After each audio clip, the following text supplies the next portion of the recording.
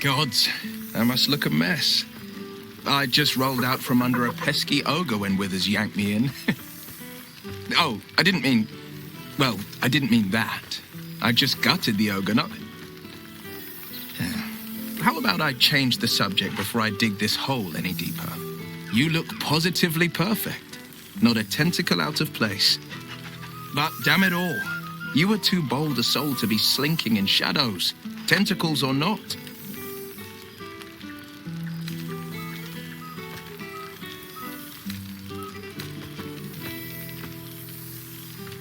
I'm sorry. I promise your sacrifice hasn't gone forgotten. It's afforded me a life of my own making, slaying the beasts of the coast.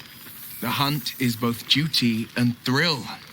The trolls I've torn open, the ghouls I've cleaved, the stories I've been itching to tell. I don't suppose you'd indulge me. Yes, but just the one, or I'll be yammering all night. You want to hear about the stegosaurus that bullied Candle Keep, the impossible lich, or the young dragon who crawled out of Deeping Cave?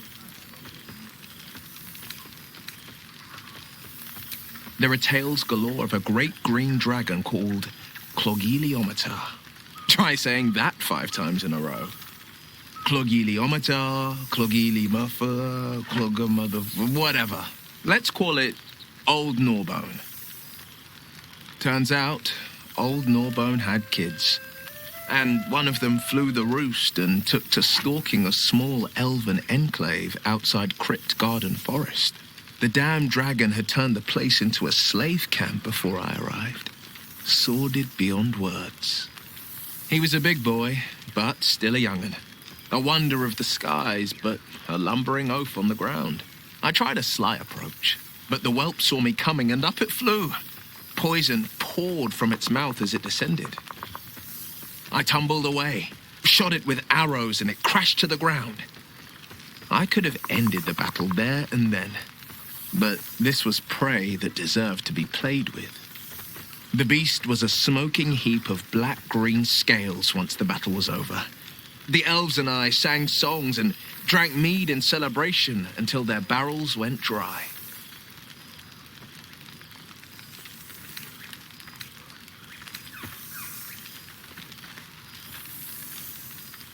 I've seen him more than a few times, and he's as proud of me as I am of him.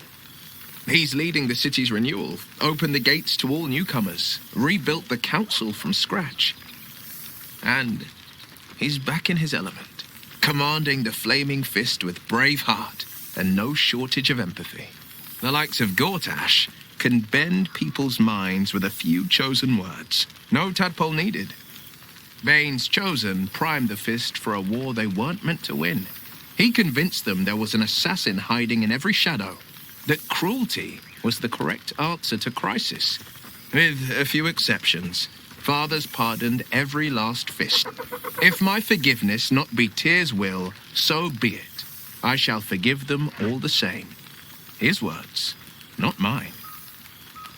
He still believes in the bow and the blade, but with Floric's help, he's teaching the fist a new lesson. Valor is found not in the wounds you inflict, but in the lives that you have bettered. May they all take it to heart.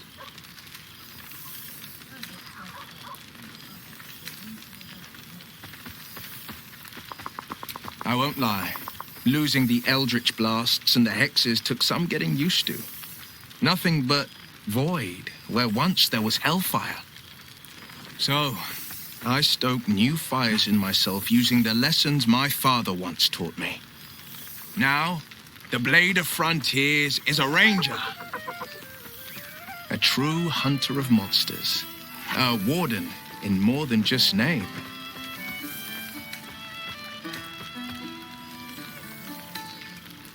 I wish you'd been there to join in. Oh, to battle together, just like the old days. I suppose that's my way of saying I miss you.